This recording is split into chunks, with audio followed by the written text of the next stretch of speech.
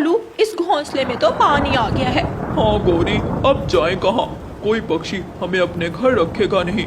वो हमें कहते रहे कि पक्का घर बना ले, लेकिन हमने किसी की बात ही नहीं मानी। कोई हमें अपने घर रखे या ना रखे, लेकिन मेरी चील चाची जरूर रखेगी। चलो चील चाची की गुफा में जाते हैं।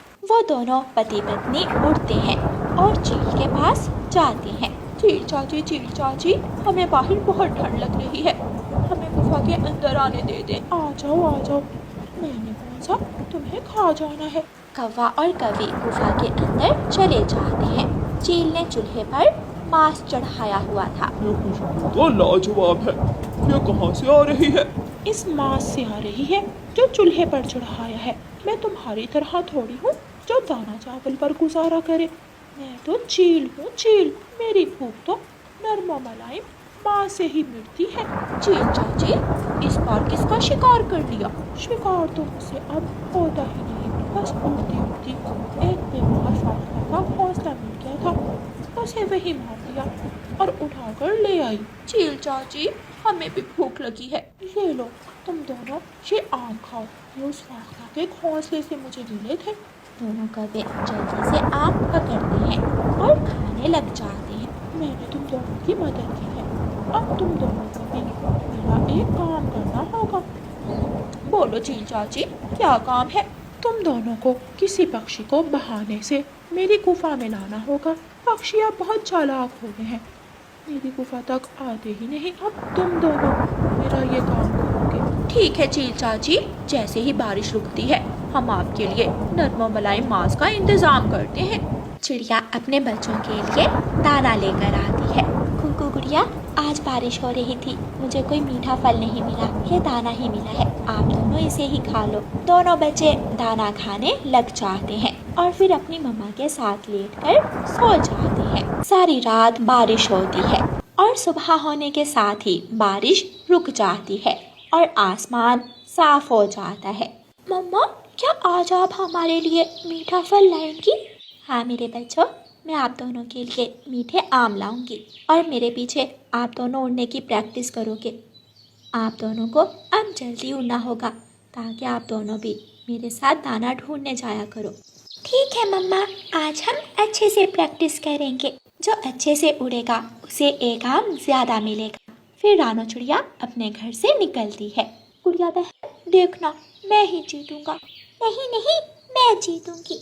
फिर दोनों बहन भाई उड़ने की प्रैक्टिस करने के लिए घर से बाहर निकलते हैं। वो दोनों उड़ने की प्रैक्टिस कर रहे थे कि कालू कौवा उनके पास आता है। बच्चों, मुझे पहचाना?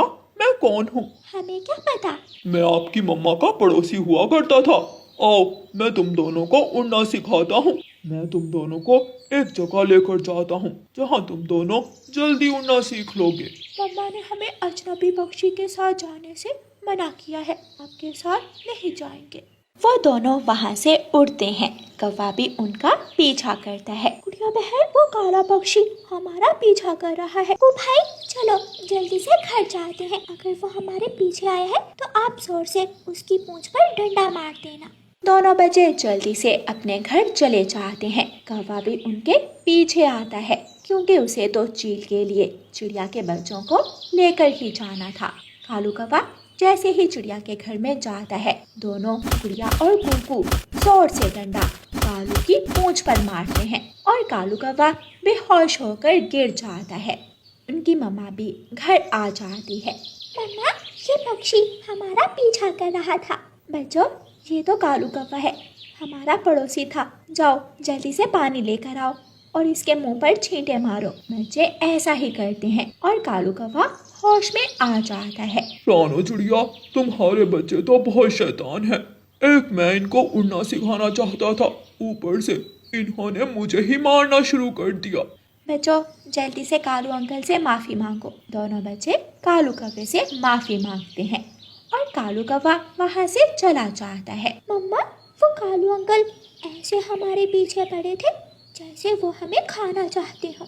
बेटा, वो ऐसा नहीं है, आप दोनों का वहम हो। गोरी, वो रानो चिड़िया के बच्चे तो हाथ में नहीं आए, बहुत ही चालाक हैं वो। चलो अब चील को जाकर बता देते हैं कि आज काम नहीं बना, कल जरूर मांस लाएंगे।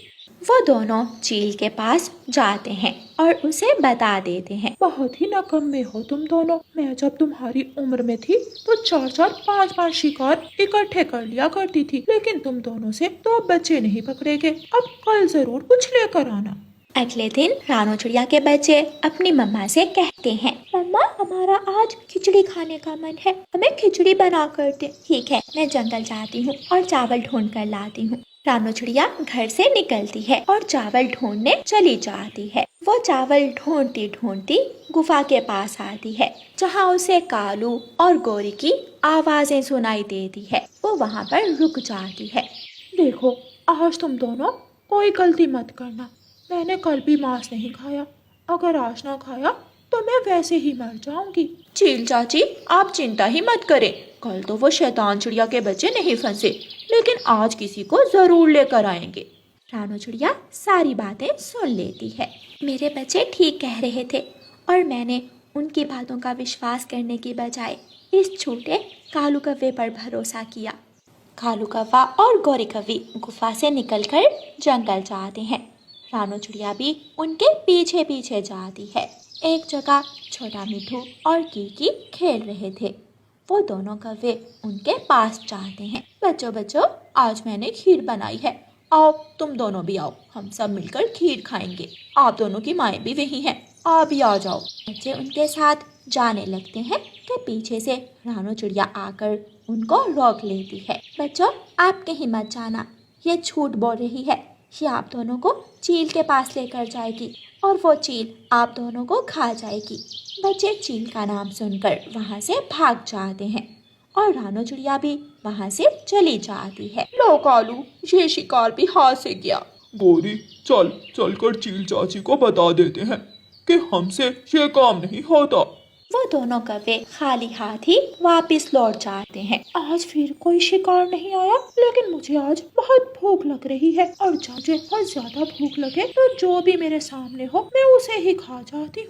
चील चाची, क्या आप हमें खाएंगी? भूख के समय मैं सब खा जाती हूँ। दोनों कव्वे डरकर बाहर भागते हैं। वो दोनों आगे आगे और चील उनके पीछे पीछे थी।